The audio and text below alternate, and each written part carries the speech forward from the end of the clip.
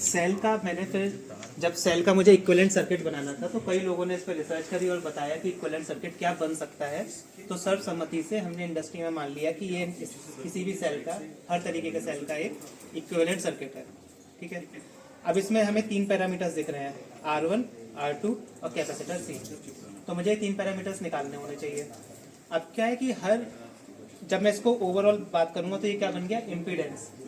ठीक है, तो अब इम्पीडेंस मुझे कैलकुलेट करना है। तो सेल सॉर्टिंग में मैंने अब तक वोल्टेज मेजर करी थी, अब मैं इम्पीडेंस और देखूंगा। हर सेल का इम्पीडेंस सेम होना चाहिए। क्यों?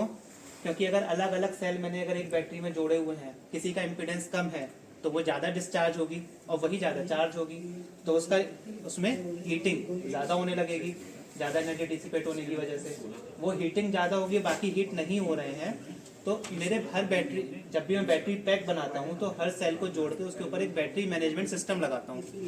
वो ये तय करता है कि अगर ज़्यादा हीट हो गई है तो अब चार्जिंग नहीं करनी है, चार्ज हो गई है या डिस्चार्ज हो गई है तो अब चार्ज नहीं करना या डिस्चार्ज नहीं करना। तो अगर मेरा एक सेल हीट हो रहा है बाकी सेल हीट नहीं हो रहे तो मेरे BMS को नहीं पता चलेगा। BMS को नहीं पता चलेगा तो वो चार्ज करने लगेगा और मेरा एक सेल ओवर चार्ज हो जाएगा। ओवर चार्ज हो गया तो वो फटेगा, उसमें आग लगेगी, तो फिर थर्मल रनअवे की सिचुएशन बनेगी और सारे सेल फिर जलने लगेंगे। तो इसलिए मुझे 2 चीज़ें क्लियर समझ में है कि मुझे वोल्टेज और इंटरनल इम्पीडेंस मेजर करना है।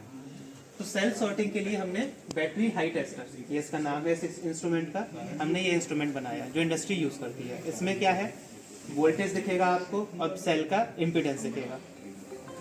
अब मुझे सेल का इम्पीडेंस और वोल्टेज क्या करना है, अलग अलग RC पैरामीटर्स चाहिए। इसको हमने बोला सेल कैरेक्टराइजेशन।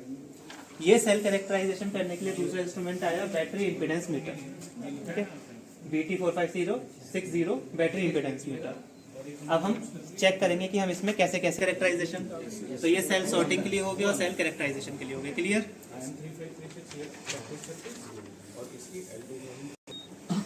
अब आप लोगों ने पढ़ा भी होगा, सब बच्चों ने, और आप लोगों ने पढ़ाया होगा बच्चों को कि हम जब रेजिस्टेंस मेजर करते हैं तो रेजिस्टेंस चाहे मैं AC सिग्नल दूं या DC सिग्नल दूं, मेरे रेजिस्टेंस को फर्क नहीं पड़ता। रेजिस्टेंस सिर्फ एक गर्म होने वाला पदार्थ है, वो गर्म होगा। मेरे कैपेसिटेंस को फर्क पड़ता है।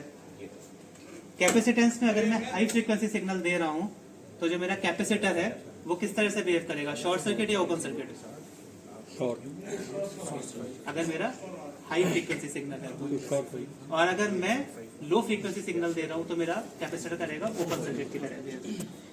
तो अगर मैं इस सर्किट में एक हाई फ्रीक्वेंसी का सिग्नल दूंगा तो मुझे यहाँ से करंट को फ्लो होना है, तो कौन से पाथ से फ्लो होगा वो?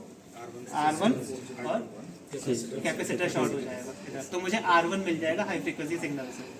ठीक है, लो फ्रीक्वेंसी सिग्नल दूंगा तो क्या मिल जाएगा मुझे? R1 और R2। क्लियर है इतना सबको? इसीलिए हमने, क्योंकि हमें जब मुझे R और C मिल गया, जब मैं यहाँ से निकले, मेरा करंट यहाँ से निकलेगा तो उसे एक इम्पीडेंस पाथ मिल जाएगा। तो इस वाले से हम क्या करेंगे, हाई फ्रीक्वेंसी सिग्नल देंगे।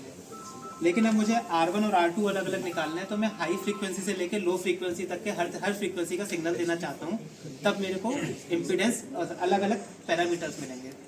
तो जो इम्पीडेंस मीटर है इसकी अलग क्या खासियत है कि इसमें हम फ्रीक्वेंसी चेंज कर सकते हैं।